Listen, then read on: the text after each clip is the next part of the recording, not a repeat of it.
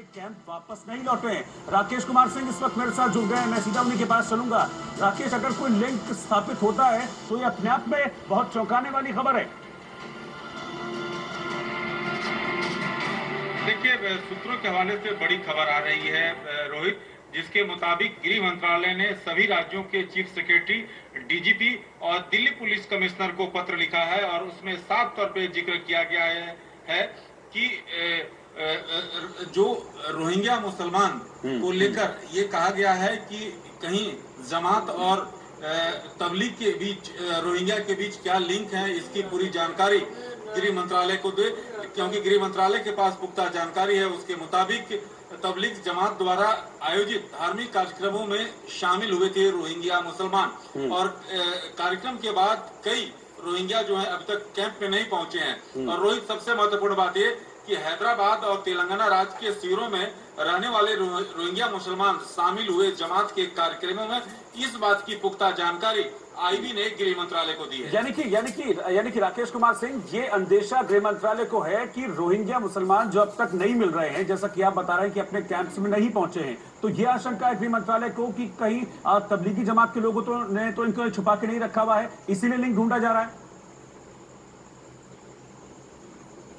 इसीलिए रोहित, यही बड़ी चिंता है गृह मंत्रालय के पास और खुफिया एजेंसियों के पास। खुफिया एजेंसियां जो हैं इनके कॉन्टैक्ट्स को खोजने में लगी हुई हैं, क्योंकि सबसे बड़ी चिंता जो सरकार को है कि रोहिंग्या मुसलमानों के भी कोरोना संक्रमित होने की संभावना जताई जा रही है। और इसी को लेकर सरकार की चिंता है कि अगर ये छिपे बैठे हुए हैं, क्योंकि कई कॉन्टैक्ट्स अभी तक नहीं मिले हैं, ऐसी स्थिति में जमात ने उनको छुपा कर रखा है, तो उससे बड़ा संक्रमण फैल सकता है और जो कोविड-19 से सरकार लड़ रही है उसको एक बड़ा आघात फैल सकता है। इसी को लेकर सूत्रों के हवाले से जो आईटीवी ग्रुप के पास खबर आ रही है, उसके मुताबिक सभी राज्यों के मुख्य सचिव और डीजीपी को पत्र लिखा गया है और सीधे तौर पर रोहिंग्या मुसलमानों की खोजबीन तेज करने को कहा गया है। बिल्कुल राकेश, तो ये तो और एक बड़ी चुनौती खड़ी हो गई है सभी राज्यों की सरकारों के सामने, क्योंकि अभी कोविड-19 से लड़ रहे हैं जो सभी राज्य हैं, पूरा देश कोविड-19 से लड़ रहा है, तो सारी ताकत उस तरफ लगा रखी है। और अभी भी कई राज्य ऐसे हैं जहां पर तबलीगी जमात के जो लोग इस मरकज में निजामुद्दीन में शामिल हुए थे, उनके भी कुछ लोगों को अभी तक ट्रेस नहीं किया गया है। जैसे इससे कुछ दिन पहले पंजाब के मुख्यमंत्री कैप्टन अमरिंदर सिंह ने कहा था कि 15 लोग हमारे अभी तक लापता है, हमको नहीं पता वो कहां पर हैं। तो ये तो और ज्यादा मुसीबत होने वाली है राज्य सरकारों के लिए कि एक तो कोविड को कंट्रोल करना है, कोरोना को कंट्रोल करना है, फिर इन जमातियों को कंट्रोल करना है, उनको ढूंढना है, और अब इन रोहिंग्याओं को भी ढूंढना पड़ेगा।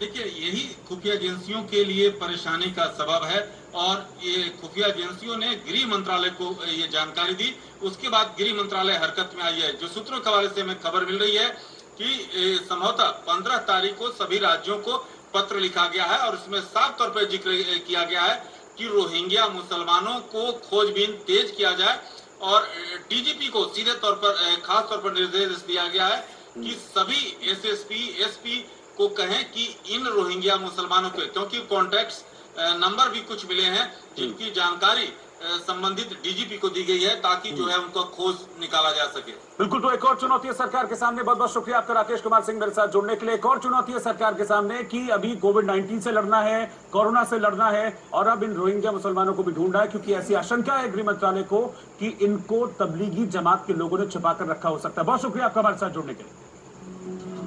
इधर कोरोना के खिलाफ मुंबई पुलिस ने अनोखा अभियान चलाया। मुंबई में कोरोना वायरस के बढ़ते मामलों के बीच पुलिस ने लोगों से हाथ जोड़कर घर में रहने की मार्मिक अपील की।